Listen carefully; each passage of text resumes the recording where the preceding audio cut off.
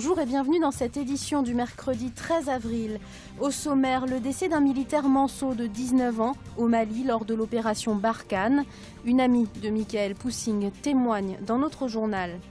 Les 5 et 2 litres du Mans, une course de vieilles voitures et de motos très populaire en Sarthe. C'est dimanche 17 avril, rencontre avec les organisateurs au volant de leur belle mécanique.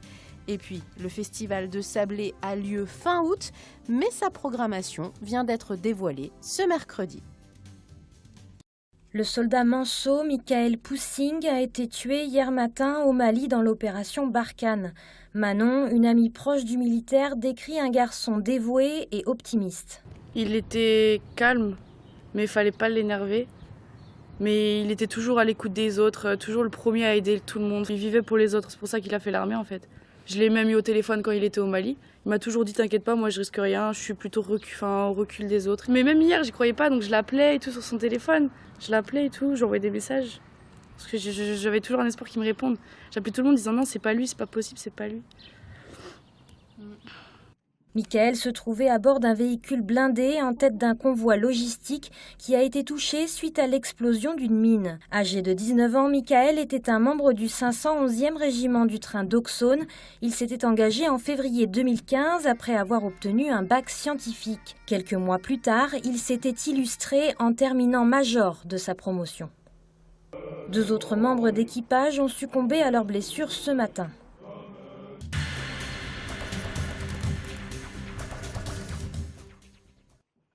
En bref, le Conseil communautaire de Le Mans Métropole a voté une hausse de 1% des impôts locaux ce mardi soir.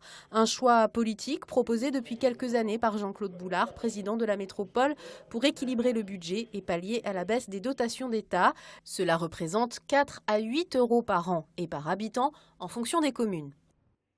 Autre dossier voté en conseil, le financement des travaux d'embellissement de la rue des Minimes au Mans. Un budget d'1 600 000 €.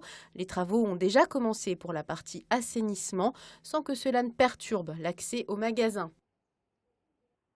Travaux encore à Arnache. Cette fois, la rénovation de la rue nationale sur un bon kilomètre a elle aussi été votée pour améliorer la chaussée. Coût estimé de l'opération 3 800 000 € pour des travaux qui ne commenceront pas avant fin 2018.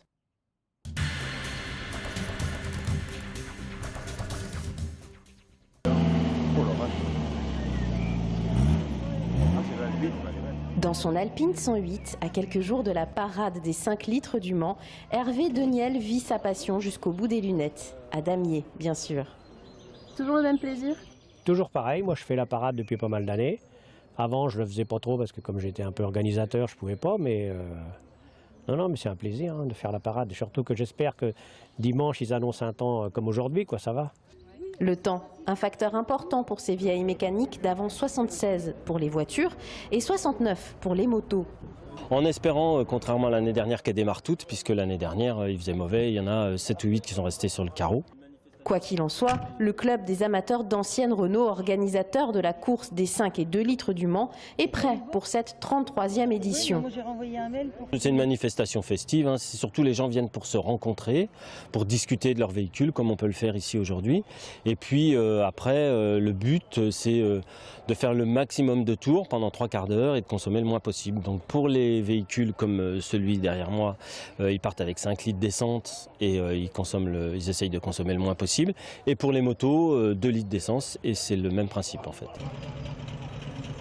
Dans sa Citroën Torpedo de 1929, Jean-Claude participera à la course. Pas les 24 heures du Mans, non, 45 minutes suffisent à l'épreuve. Mais elle peut s'avérer physique. Il n'y a pas de direction assistée. Les freins, il faut freiner longtemps avant, il faut sortir le pied de la portière et puis on frotte avec le pied, quoi. Il y a comme ça qu'on s'arrête. Puis pour le reste, ma foi, il y a Saint-Antoine de Padoue, il y a tous les saints du calendrier dedans pour nous donner un coup de main. La 33e édition des 5 et 2 litres du Mans, c'est ce dimanche à partir de 14h30, quai Le Drurelin, au pied des remparts. Un rendez-vous que ces passionnés ne manqueraient pour rien au monde.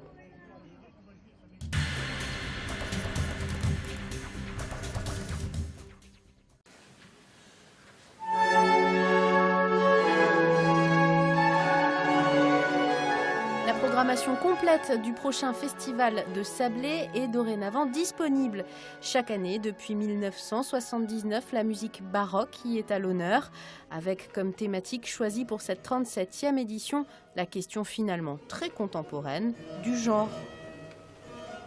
C'est une question d'actualité, mais qui était voilà, aussi très présente à l'époque, puisque sur les scènes baroques, on revendiquait une liberté de genre, et avec bien sûr les voix, les tessitures de voix aiguës, par exemple, qui rajoutaient à l'éloquence, etc. On connaît les voix de contre-ténor qui étaient à l'époque voilà, les voix des castrats, et puis tout un jeu aussi d'intrigue qui, sur les scènes lyriques, était très lié à cette incertitude des apparences.